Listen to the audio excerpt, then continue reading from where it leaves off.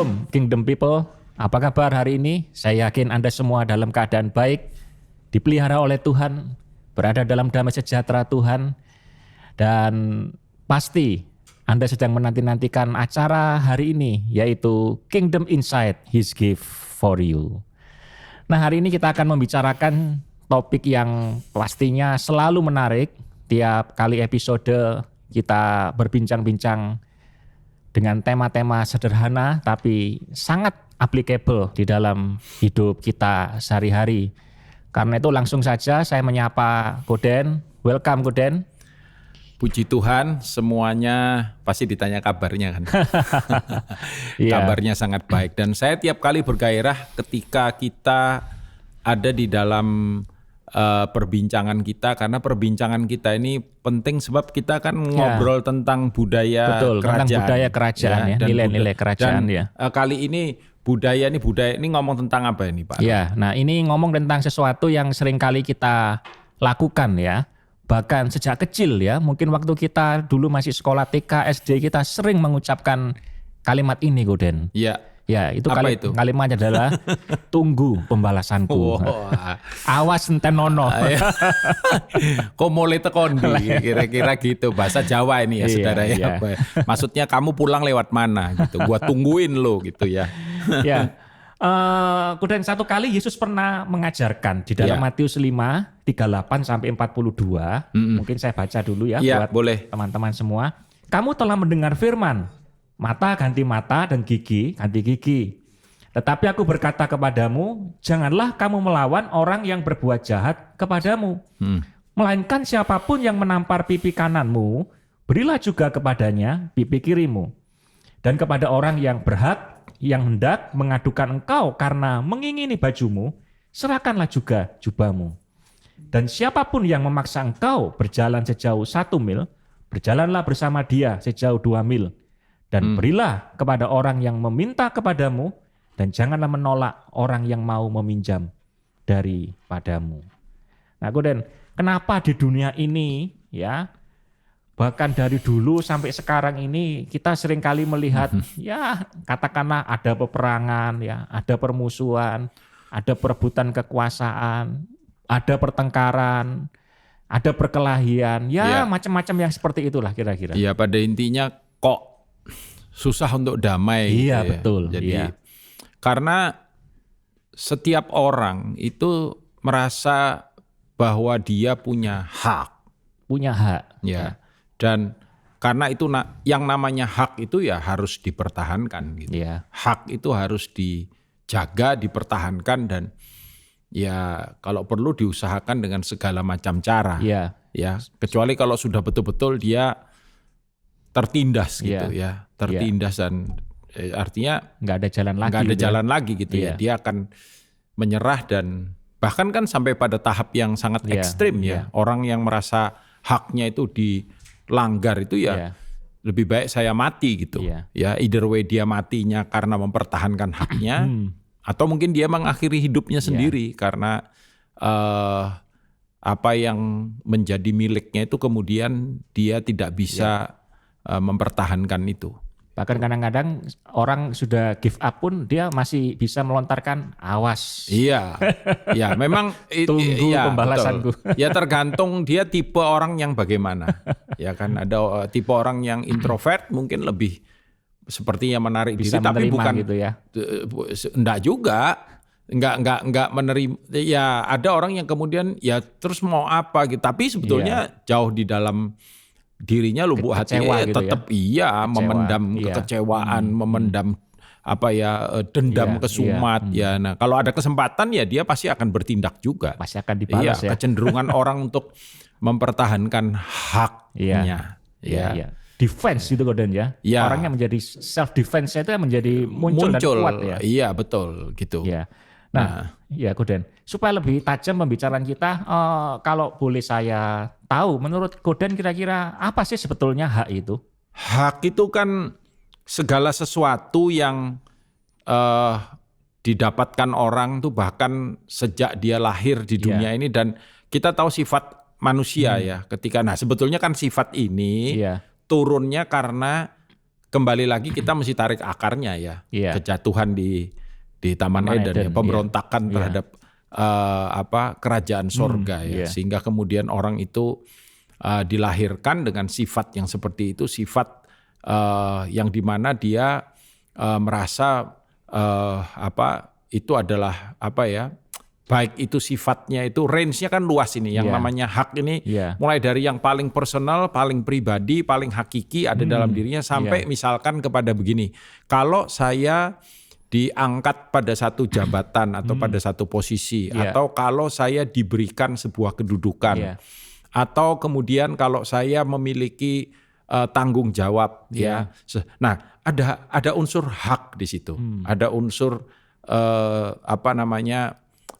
right-nya kita ya. Sesuatu yang pantas saya dapatkan. Pantas saya dapatkan. Dan kalau kemudian itu dilanggar atau itu kemudian dilecehkan atau itu dirusak, diganggu. Nah, kemudian hal ini akan menimbulkan pembelaan dalam tanda kutip ya dari yang bersangkutan atau reaksi keras ataupun reaksi, yang namanya reaksi kan macam-macam mulai dari hal yang paling ekstrim atau sampai kepada yang sifatnya mungkin kelihatannya halus begitu, tapi pada intinya sama, tetap mempertahankan hal itu ya. Iya, jadi sesuatu yang kita rasa itu sangat hakiki ada di dalam hidup kita dan diri kita yang kita pertahankan, dan itu setiap orang akan berkata, ya itu memang hakmu, nah itu memang bagianmu, itu jangan sampai itu dilanggar, itu. Apalagi kalau semisalnya hak itu misal Koden dilindungi oleh undang-undang gitu ya, sah di depan hukum, ada artinya ya mungkin dalam sebuah lembaga negara ya itu dilindungi mungkin begitu ya. Sebagai contoh misalkan undang-undang kita kan juga demi undang-undang dasar bahwa kemerdekaan misalnya adalah hak segala bangsa, ya kan? Kalau Amerika gitu sangat menekankan yang disebut dengan istilah human right, hak asasi manusia. Kalau asasi kan itu merupakan asas yang konkret, yang asas yang mendasar yang setiap orang berhak untuk memiliki itu gitu. Sehingga kalau itu kemudian dilanggar itu merupakan sesuatu yang appropriate dan yang bersangkutan merasa ya kalau saya melakukan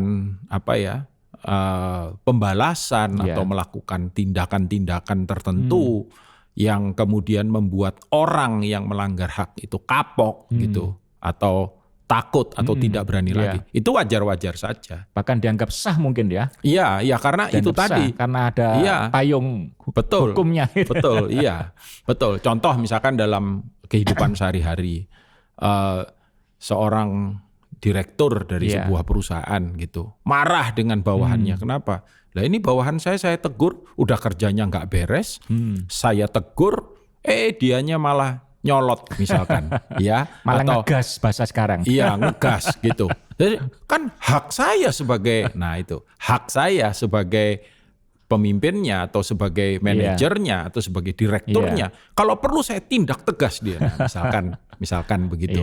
Ini dalam ranah yang sehari-hari yang normal dalam tanda kutip gitu. Nah, dari definisi dan penjelasan yang disampaikan oleh Koden itu tadi, saya menangkap bahwa hak itu berarti memang dimiliki seseorang sejak dia lahir atau mungkin dalam fase-fase tertentu dalam kehidupannya dan seterusnya. Dan orang berhak untuk mendapatkan itu. Artinya dia punya kewenangan, dia punya kepantasan untuk mendapatkan itu. Tapi tadi kita melihat juga bahwa Yesus mengajarkan kepada kita supaya kita ini rela untuk menyerahkan hak. Di dalam bacaan tadi Matius pasal 5 tadi.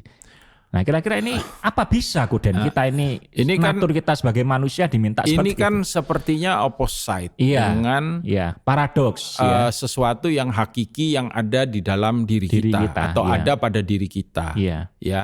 Mungkin pertanyaannya nomor satu adalah begini, apa Tuhan itu kemudian menyuruh kita untuk mengorbankan apa yang jadi hak kita. Jadi kita kayaknya perlu kasih disclaimer dulu di sini sebelum kita melangkah lebih lanjut kepada apa yang dimaksud Tuhan Yesus dengan ini kan ekstrim, misalkan ditampar pipi kiri kasih pipi kanan. Kan kalau terus ada orang yang istilahnya apa ya artinya gini loh, kalau gitu kan saya jadi bulan-bulanan gitu. Terus kalau ditampar pipi kanan ada yang melesetin ayat itu, nggak apa-apa tampar pipi kiri kasih pipi kanan, kalau dia udah nampar pipi kanan nah itu habis itu nggak tahu katanya, terserah saya mau apain dia, kan saya udah ikuti itu kan. Ini berarti orang ini udah keterlaluan gitu, udah tampar pipi kiri kan Tuhan bilang kasih pipi kanan, lalu kan dia nggak ngomong lagi setelah itu apa gitu kira-kira. Nah ini diplesetin kan ayat ini. Jadi, nah kita mesti kasih disclaimer dulu. Artinya apakah kemudian memang Tuhan itu ketika memerintahkan kepada kita, ini salah satu budaya kerajaan untuk yielding the rights, menyerahkan hak kita. Apakah kemudian itu dilakukan atau dikerjakan dalam konteks kita mengorbankan segala-galanya gitu. Mengorbankan hal-hal yang saya rasa tidak demikian. Saya rasa tidak demikian. Contoh misalkan saya sudah menikah. Kalau ada orang yang misalkan secara tidak pantas memperlakukan istri saya, apakah kemudian saya itu diam kan hak saya untuk bela dia? Apakah kemudian saya diam aja? Tuhan suruh saya nggak usah membalas gitu kejahatan. Saya yakin tidak demikian. Artinya ketika Tuhan kemudian meminta kita untuk menyerahkan hak kita. Nah ini yang perlu diredefinisi. Ya, apa yang dimaksud oleh Tuhan ketika kita melakukan itu, dan saya yakin ini masuk dalam ranah pribadi, dalam konteks seperti misalkan yang paling gampang apa? Kemurahan hati. Berbicara tentang kemurahan hati. Ya, ada orang yang contoh begini, saya udah baik sama dia, saya bahkan banyak korbankan hal-hal tertentu untuk dia, untuk tolong dia, untuk jaga dia, dan tapi balasan yang saya dapat tidak demikian. Malah dia fitnah saya misalkan, malah dia merugikan saya, malah dia melakukan hal-hal yang tidak pantas terhadap saya. Nah pertanyaannya, apakah kemudian saya bilang begini, mulai dari hari ini saya tidak peduli lagi, dia mau mati, dia mau susah, dia mau sengsara, dia mau diapain, saya sudah tidak saya sudah kapok. Nah, saya yakin salah satunya yang Tuhan maksud itu adalah konteksnya atau ranahnya adalah yang seperti ini. Nah, karena tadi ada ayat yang berkatakan kalau orang meminta engkau mengingini bajumu dikatakan, nah berikan itu. Kalau orang meminta engkau berjalan 1 mil, berjalanlah 2 mil. Nah, sebenarnya ayat itu kan ada backgroundnya. Jadi kan pemerintah Romawi itu memberikan satu peraturan bahwa orang atau pejabat atau orang yang punya kedudukan, orang Romawi itu berhak memerintahkan kepada jajahannya, termasuk orang-orang Yahudi yang ketika itu ditaklukkan oleh Imperium Romawi. Saya misalkan prajurit Romawi, saya bisa panggil Yakub misalkan namanya. Kop, sini Kop. Ya, tolong bawain tas saya. Itu 1 mil, itu wajib. Nah, Tuhan bilang jangan cuma 1, 2 mil. Gitu. Nah, saya lihat ini ranahnya ranah kemurahan hati. Saya berbuat baik kepada seseorang. Nah, karena kita kan seringkali berpikir, kalau saya berbuat baik, saya mengharapkan dia juga baik sama saya. Balasannya baik gitu ya. Kan? Biasanya begitu. Biasanya kan begitu. Ternyata ketika saya berbuat baik, dia tidak baik sama saya. Nah, Tuhan bilang, aku mau kamu tetap baik sama dia. Gitu. Jadi artinya begini, kita tidak membalas yang dia lakukan itu setimpal dengan apa yang dia kerjakan terhadap kita. Tapi kita malah memberikan kemurahan hati kepada dia. Memberikan lebih kepada dia. Lebih kepada dia. Gitu loh. Dengan harapan saya yakin ya salah satunya maksud Tuhan itu mungkin menyentuh hatinya, hidupnya. Ya kan kita mendapatkan banyak kesaksian ketika misalkan ada orang yang coba untuk dideketi sama orang yang kenal sama dia supaya dia bisa kenal Tuhan misalkan. Dan orang ini baik, memperhatikan, melakukan hal-hal yang positif yang sangat membantu. Tapi jahat ini orang ini, malah diisukan yang nggak benar malah. Tapi orang ini tetap baik. And at the end kemudian dia Saya dulu tuh heran saudara sama bapak ini. Saya lo jahat, dia tetap baik. Akhirnya saya sadar bahwa ini kalau nggak Tuhan nggak bisa. Nah itu harapannya seperti itu kan. Malah hidup kita bisa jadi kesaksian ya. Betul, gitu loh. Nah intinya adalah bicara tentang kemurahan hati. Konteksnya kemurahan hati. Kemurahan hati. Salah satunya saya yakin ya ada hal-hal lain yang intinya begini. Tuhan mau orang itu dengan apa yang kita lakukan. Mestinya kita nih punya hak untuk balas. Tapi kita nggak balas. Nah, Tuhan mau supaya orang itu ngelihat pribadi Tuhan. Orang ini loh kayak Tuhan baiknya gitu. Jadi lewat pribadi kita, orang bisa melihat ada Yesus. Ya, Yesus yang hidup dalam hidup kita. Iya, gitu. Sekalipun kita disakiti, kita masih tetap bisa mengampuni. Nah, coba kita lihat Alkitab sekarang. Berapa kali Tuhan disakiti sama umatnya? Berapa kali Tuhan dikecewakan sama umatnya? Nah, kalau ngomong umatnya kan itu yang ada di Alkitab ya. Saya mau nanya nih kepada kita semua yang mengikuti pembicaraan ini. Berapa kali kita mengecewakan Tuhan di dalam kehidupan kita? Lewat pikiran kita, lewat perkataan kita, lewat sikap dan tindakan kita. Mungkin hari ini ketika Anda mendengarkan pembicaraan ini, Anda sudah sempat mengecewakan Tuhan. Nah, bagaimana pertanyaan yang berikutnya? Sikap Tuhan terhadap kita. Apa kemudian orang lain dikasih hujan, kita sendiri panas gitu. Kita jalan mataharinya nyentrong sehingga orang lain bisa sakti. Bukan sakti, ini gak genah pasti. Kakek duso. Kakek duso. Gitu loh. Kita sendiri tahu bahwa even ketika kita kemudian mengecewakan Tuhan dan kita tahu kita sudah mengecewakan Dia tetap pelihara kita. Yang seperti itu yang saya yakin lewat apa yang kita lakukan. Tuhan mau orang melihat itu ada pada diri kita. Ya, amin.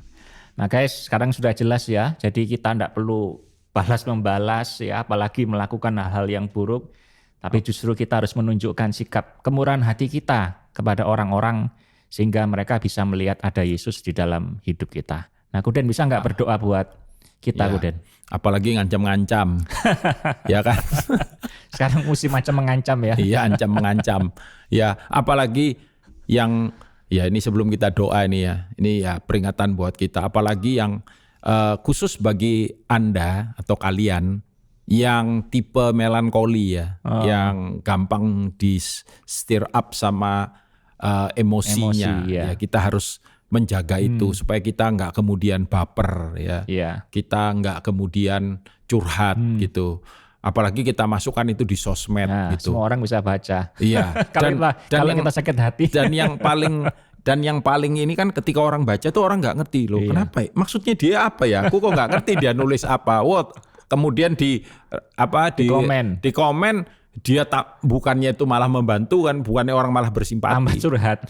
Jadi daripada seperti itu mending Anda tenangkan diri, datang kepada Dia, minta Roh Kudus memulihkan, menyembuhkan, ya kan, sehingga kemudian kita bisa berespon dengan baik. Amin. Nah, itu yang kita perlu doakan. Mari kita berdoa. Bapa, terima kasih untuk perbincangan yang singkat, sederhana ini.